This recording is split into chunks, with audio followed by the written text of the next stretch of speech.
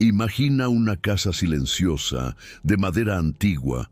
Las paredes son delgadas, las puertas se deslizan sin ruido. Afuera, los pinos crujen bajo el viento. Una lámpara de aceite parpadea. Y allí, en esa penumbra contenida, alguien se inclina para meditar antes del amanecer. Se ajusta el obi, ese cinturón largo y estricto. Acomoda con precisión sus ropas y sale a practicar la misma kata que ha repetido desde su infancia. Lo hace sin pensar, sin variar, sin cuestionar. Esa persona eres tú. Hoy viajaremos a un Japón distinto al que suele mostrarse. No hablaremos de combates ni de proezas legendarias. Hablaremos de la rutina, de la presión, de los silencios que vivieron aquellos que llevaban el título de samurái, porque detrás del mito de la katana brillante existió una vida reglamentada, sumisa, profundamente controlada por códigos invisibles. Este viaje será lento, sereno, como los pasos sobre tatami. Se dividirá en 4 segmentos, cada uno como una estancia diferente de ese mundo. Viviremos un día como un samurái menor, sus deberes, sus miedos, su precariedad. Escucharemos la historia de los 47 Ronin, no como épica, sino como tragedia inevitable. Examinaremos el Bushido, no como ideal, sino como herramienta de poder. Y caminaremos, por último, entre castillos y jardines, viendo las intrigas del shogunato Tokugawa. Todo esto sin levantar la voz, con el ritmo lento del incienso al consumirse, para que al final la historia te arrulle como una brisa sobre un campo de arroz. Imagina que el día comienza mucho antes de que el cielo se aclare. Aún es de noche cuando tus ojos se abren, no por ruido, sino por costumbre. El aire dentro de la casa es frío, incluso en primavera. La estructura, hecha de madera y papel, no detiene del todo las corrientes del viento que acarician las paredes con un murmullo tenue. Te levantas en silencio, con movimientos medidos. Tu esposa y tus hijos aún duermen, apretados unos contra otros en futones delgados. El suelo de tatami cruje suavemente bajo tus pies. No eres un gran señor, no vives en un castillo ni lideras batallas. Eres un samurái menor, uno de los muchos que viven en los márgenes del sistema, con un título de nobleza que no siempre se refleja en tu vida diaria. Antes de cualquier otra cosa, realizas una rutina antigua, te arrodillas frente al kamidana, el pequeño altar doméstico. Te inclinas 3 veces, en silencio, como aprendiste de niño. Una ramita de pino seco y una tira de papel blanco te acompañan en esa reverencia. Es un gesto más de respeto que de fe, un reflejo, porque todo en tu vida se ha convertido en eso, una sucesión de gestos que no puedes olvidar, aunque a veces ya no sepas por qué los haces. El agua fría toca tus manos mientras te purificas. Te enjuagas la boca, salpicando apenas el cuenco de madera. Cada movimiento tiene una forma correcta. Incluso los errores deben cometerse con elegancia. El desayuno es austero. Un bol pequeño de arroz cocido, quizás algo de miso diluido en agua tibia. Si tienes suerte, hay un encurtido de nabo o una pequeña porción de pescado seco. Masticas lentamente. No hay conversación. Comer en silencio es una señal de respeto. El té verde, casi siempre presente, emite un vapor sutil que calienta por un momento tus dedos. Tu vestimenta ha sido cuidadosamente doblada desde la noche anterior. Una túnica sencilla de algodón, remendada en los bordes. Tu hakama está gastado, pero limpio. El cinturón de tela lo ajustas con precisión. Cada nudo, cada doblez, ha sido practicado tantas veces que tus manos lo hacen casi solas. La katana, aunque no la usarás hoy, se revisa y se acomoda al costado izquierdo. Es una parte de ti, una promesa silenciosa que llevas en la cintura. Sacas el polvo de la vaina con un paño de seda. Observas el filo, no porque esperes pelea, sino porque así debe hacerse. Un samurái que no cuida su espada no se cuida a sí mismo. Afuera, el barrio es tranquilo. Las casas se alinean como peones sobre un tablero de shogi. Hombres similares a ti caminan en direcciones distintas, todos con la misma expresión, serena, reservada, resignada. Muchos samuráis menores trabajan en tareas administrativas, llevan cuentas, escriben informes, enseñan a leer o a caligrafiar a los hijos de comerciantes. Otros, como tú, toman trabajos temporales, escolta de comerciantes, intérprete, escribano. No lo dices en voz alta, pero tu posición es frágil. Vives gracias a un pequeño estipendio que el clan te proporciona. No tienes tierras, no puedes comerciar, no puedes humillarte con labores manuales, pero tampoco puedes rechazar el hambre. Así que vives entre dos límites, siempre calculando. Tu día puede transcurrir copiando textos oficiales, sellando documentos, supervisando entregas de arroz o simplemente esperando instrucciones. Lo haces con formalidad, con compostura, con la espalda recta, aunque duela. Cada gesto tuyo es observado. La manera en que saludas, el ángulo de tu reverencia, la pausa entre palabra y palabra, el tono de tu voz. La sociedad samurái está construida sobre la apariencia. La más mínima torpeza puede manchar tu nombre, y allí aparece el miedo. No un miedo repentino o violento, sino uno sutil que siempre está contigo. El miedo al deshonor, que no se grita pero pesa. Miedo a no estar a la altura, a fallar en una ceremonia, a hablar cuando no debías, a no presentarte con la ropa adecuada. Miedo a que te excluyan, que te ignoren, o peor aún, que te recuerden como una mancha en el nombre de tu familia. A veces te cruzas con samuráis desempleados, ronin, hombres sin señor. Algunos beben, otros mendigan, los más vagan en silencio. Y en ellos ves un reflejo inquietante, lo que podría ser si todo cambia. Si tu señor cae en desgracia, si tu clan desaparece, si simplemente dejas de ser útil.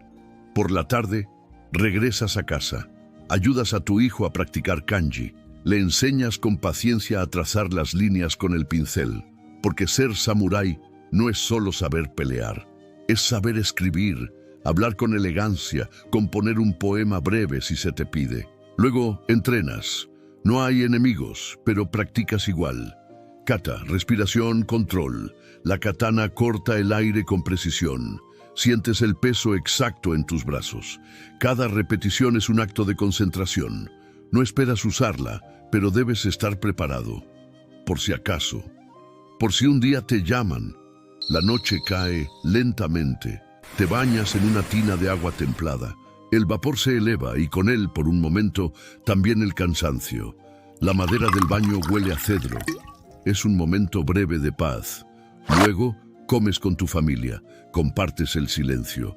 La noche no es para hablar, es para recordar que sobreviviste otro día. Antes de dormir, una última reverencia al altar, una plegaria sin palabras. Te acuestas sobre el tatami. Cierras los ojos, escuchas el viento y piensas en mañana.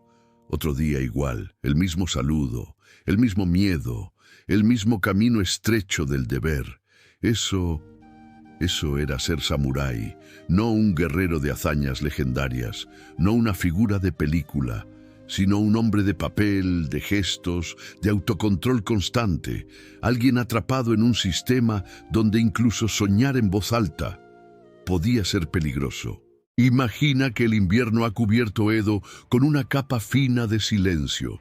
La nieve cae lentamente sobre los tejados de madera, sobre las linternas apagadas, sobre los techos del castillo del shogun.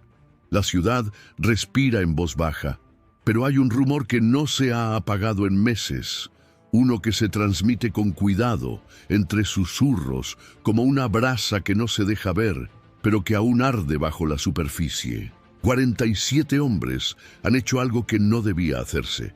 No eran criminales comunes, no eran rebeldes, eran samuráis, o más precisamente, lo fueron. Esta es la historia de los 47 Ronin, una historia de lealtad llevada al límite, de silencio sostenido, de decisiones sin retorno.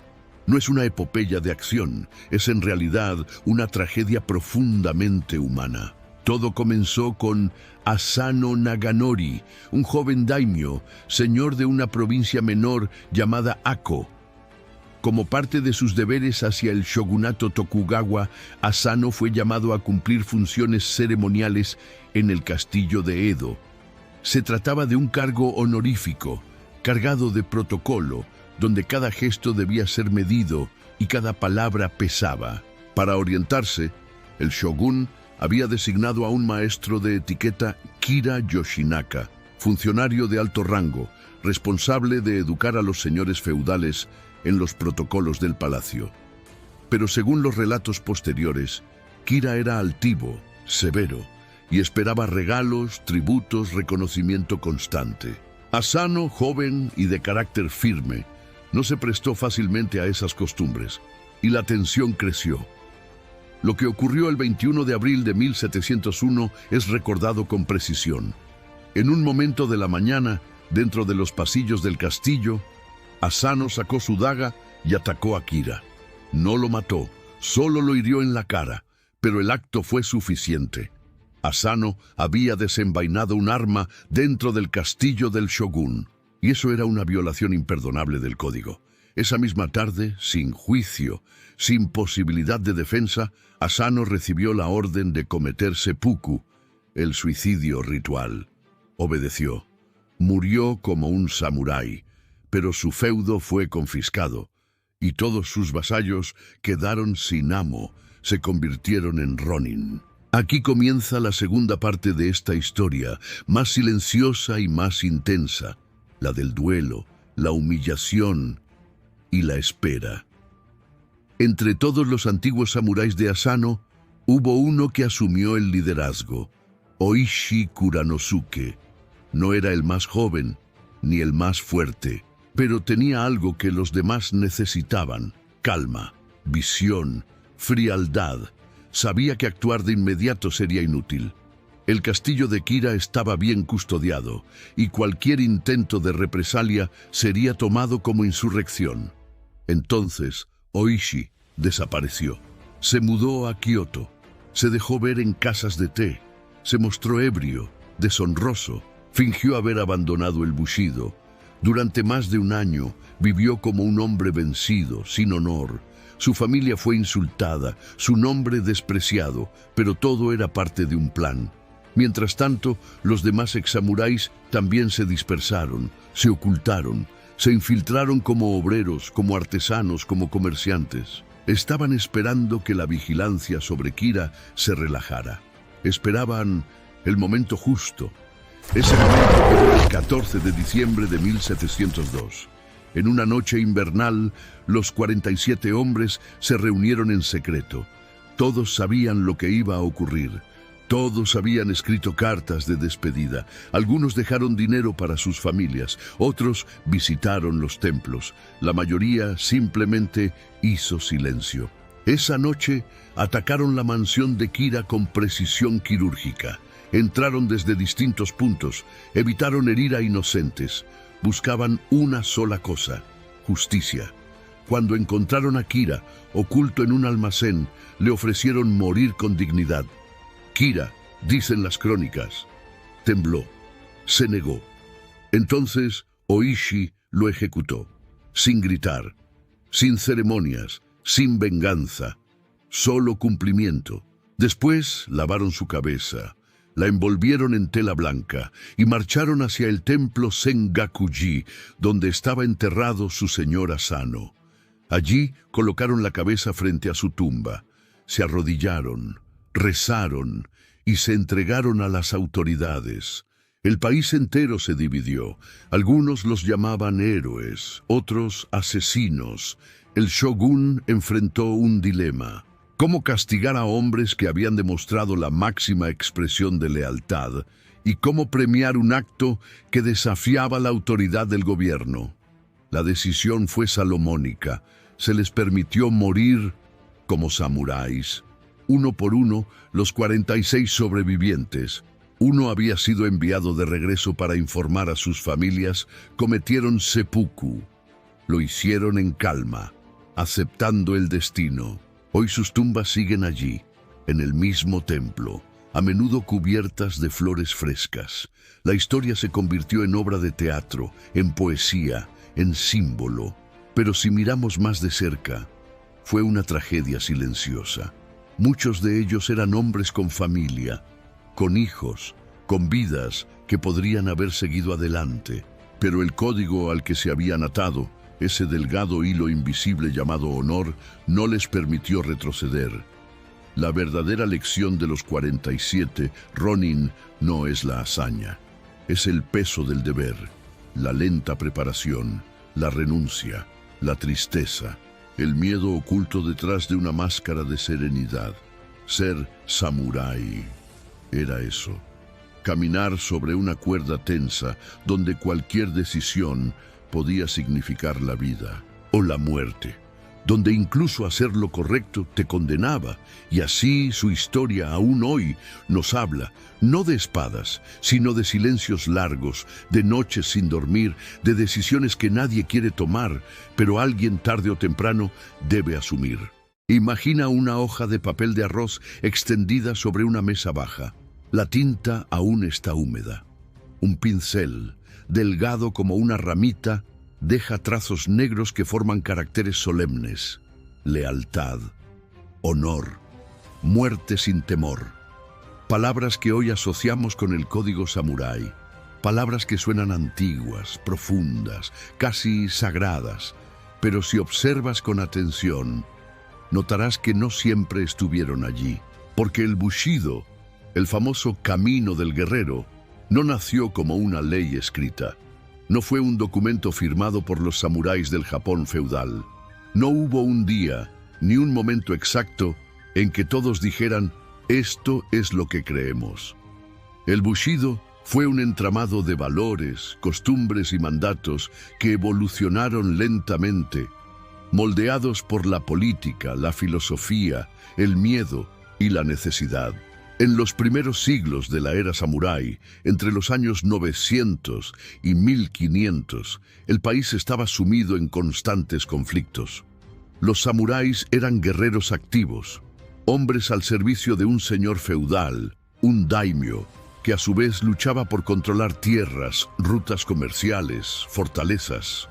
En esa época, los códigos eran locales. La lealtad se debía al clan. Las decisiones se tomaban según las circunstancias. Y aunque el honor existía, se entendía de formas distintas. Un samurái podía cambiar de bando si era necesario para proteger a su familia. Podía sobrevivir a una derrota sin vergüenza. Podía buscar recompensa por su servicio. No había aún un ideal único que lo convirtiera en figura casi religiosa. Había, en cambio, un mundo práctico, donde lo correcto se decidía cada día según la situación. Pero todo eso empezó a cambiar con la llegada de la paz. Tras siglos de guerra, el shogunato Tokugawa, establecido en 1603, trajo consigo más de 200 años de estabilidad forzada. Ya no había batallas, ya no se necesitaban ejércitos en constante movimiento. Los samuráis se convirtieron poco a poco en burócratas, administradores, instructores. Ya no vivían para luchar, sino para representar un ideal. Y cuando el cuerpo deja de moverse, la mente busca estructura. El Bushido entonces comenzó a tomar forma. Los shogunes necesitaban un modo de mantener el orden, de conservar el control sobre una clase guerrera que ya no tenía guerra. Y nada es más efectivo que un sistema de valores que los mantenga atados desde dentro. Así surgieron los primeros textos que intentaron codificar el comportamiento ideal del samurái. El más famoso de ellos, aunque tardío, fue el Hagakure, escrito en el siglo XVIII por Yamamoto Tsunetomo.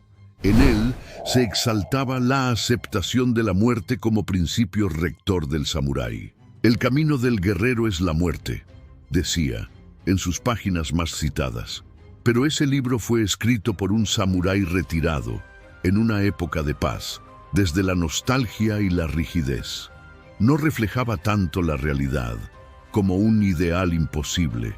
Otro texto clave, pero aún más influyente fuera de Japón, fue el Bushido, el alma de Japón, escrito por Nitobe Inazo en 1899. Un académico cristiano, formado en universidades occidentales, que intentó presentar el código samurái como un equivalente japonés a la caballería europea. Un texto refinado, elegante, pero más interpretativo que histórico.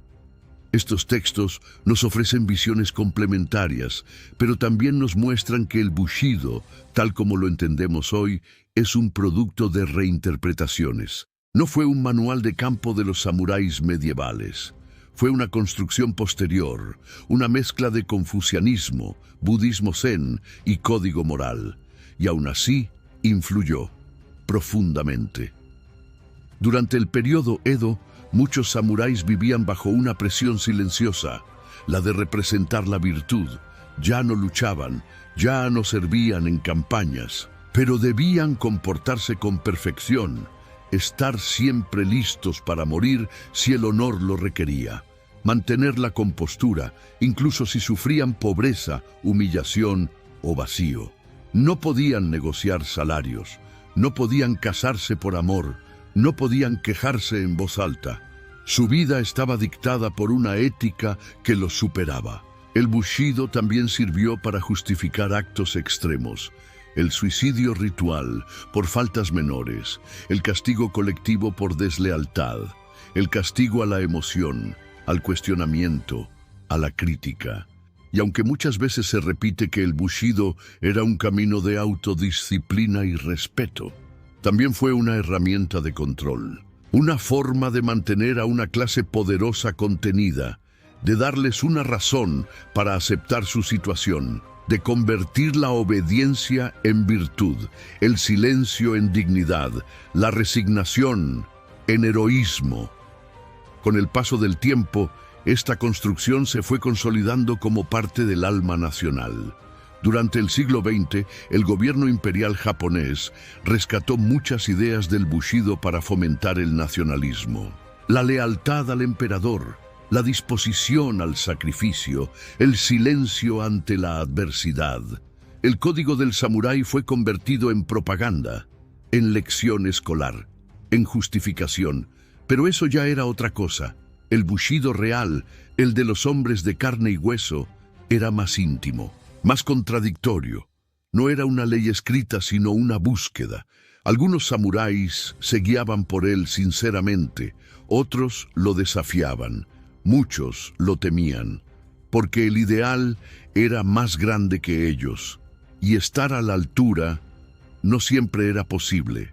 En los diarios personales de algunos samuráis anónimos encontramos palabras distintas, dudas, arrepentimientos, tristezas. Hoy no pude meditar, escribe uno. Dije algo fuera de lugar en la reunión del clan, anota otro. He sentido ira, pero no la mostré. Me sentí vacío.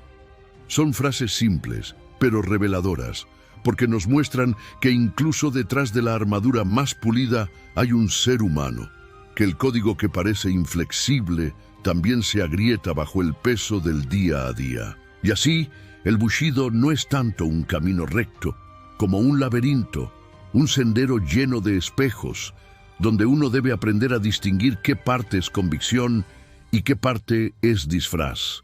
Al final, quizás, el mayor acto de honor no era obedecer ciegamente, sino intentar vivir con integridad, en un mundo que siempre exigía más de lo que uno podía dar. Imagina que caminas lentamente, sin prisa, sobre un piso de madera tan bien pulida que refleja la luz de las lámparas de aceite. Tus pasos descalzos producen un leve crujido rítmico.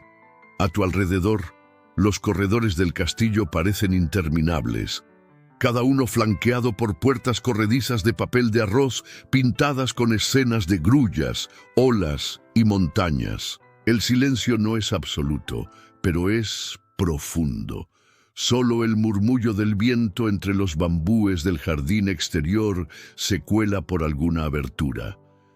Estás en uno de los castillos del período Tokugawa, una época donde la guerra había cedido su lugar a la rigidez del protocolo. Desde principios del siglo XVII, tras las cruentas batallas de Sekigahara y la consolidación del poder del shogunato Tokugawa, Japón entró en más de 2 siglos de aislamiento y relativa estabilidad. Pero esa estabilidad no nació del consenso, sino del control minucioso. Los castillos no eran solo centros administrativos ni meras residencias fortificadas. Eran símbolos del poder feudal, del orden jerárquico, de una sociedad cuidadosamente coreografiada. Edificaciones imponentes, con murallas gruesas, torres elevadas, trampas ocultas y jardines meticulosamente diseñados. Desde fuera, su grandeza imponía respeto. Desde dentro, organizaban y vigilaban cada aspecto de la vida cortesana. Uno de los sistemas más característicos fue el Sankin Kotai, un mecanismo político astuto por el cual todos los daimyo, los señores feudales, estaban obligados a viajar periódicamente a Edo, capital del shogun, y permanecer allí durante meses. Mientras tanto, sus familias quedaban en calidad de rehenes simbólicos. Esta práctica tenía un objetivo muy claro: disuadir rebeliones, controlar los recursos de los señores y asegurarse de que ninguna alianza secreta pudiera prosperar lejos de los ojos del poder central.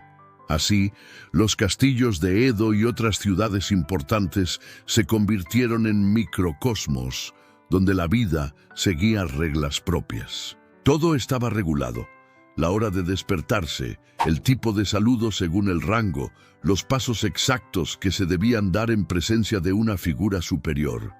No era una vida espontánea, era una representación constante, como si cada samurái fuera un actor en una obra interminable, donde el mínimo desliz podía tener consecuencias silenciosas, pero definitivas. Los samuráis que residían o trabajaban en estos castillos ya no eran guerreros de campo, eran burócratas, escribas, instructores, guardianes del orden.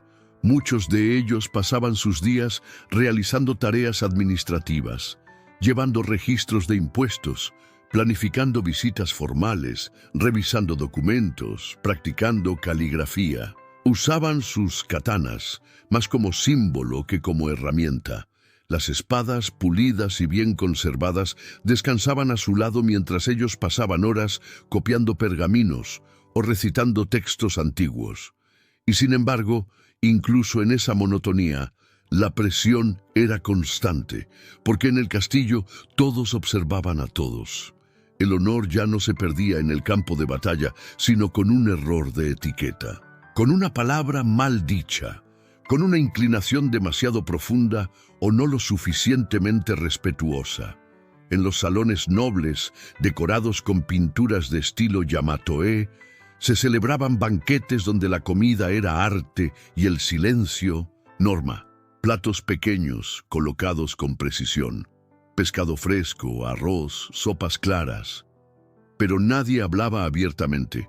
Las conversaciones eran breves, cargadas de doble sentido, porque en esos encuentros, más que compartir, se tejían alianzas o se afilaban cuchillos invisibles. Mientras tanto, en el interior más profundo del castillo existía otro mundo, el uku, el área femenina reservada a las esposas, concubinas e hijas de los señores feudales. Aunque cerrado al público masculino, no era menos político.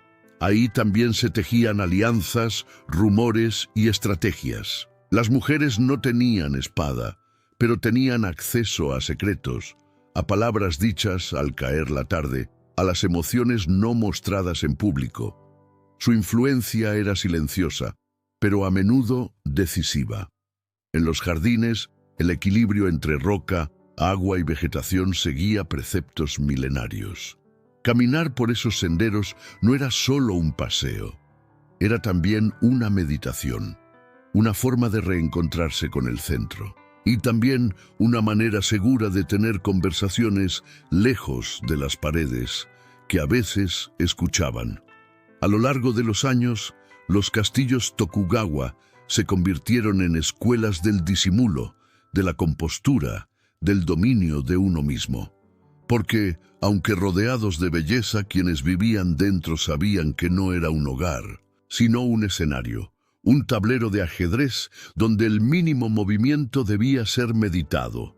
Incluso los samuráis menores, que apenas recibían una ración de arroz al día como estipendio, debían comportarse con dignidad, debían vestir con corrección, hablar con mesura y morir, si era necesario, con silencio. Muchos de ellos vivían en una tensión silenciosa, sin gloria, sin guerra, sin recompensa, solo deber. Y sin embargo, todo ese esfuerzo sostenía el equilibrio de un país, porque al final, el esplendor del castillo no estaba solo en sus murallas ni en su arquitectura perfecta.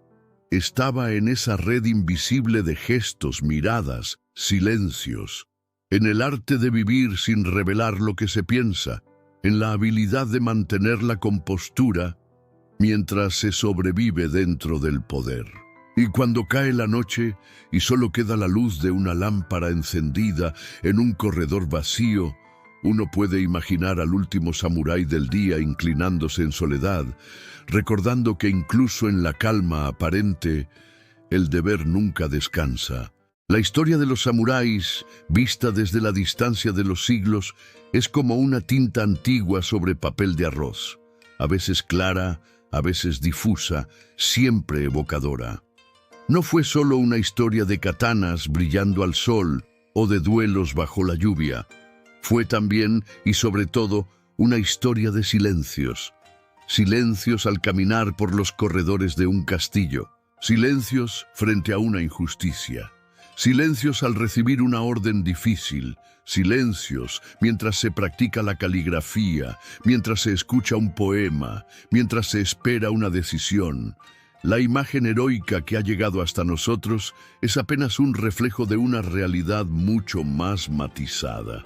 Ser samurái no significaba gloria constante ni batallas épicas. Muchas veces significaba simplemente obedecer, aceptar el lugar asignado, perfeccionarse en el detalle, cumplir con el deber y hacerlo sin esperar aplausos. Quizás eso es lo más humano y a la vez lo más admirable de esa figura histórica.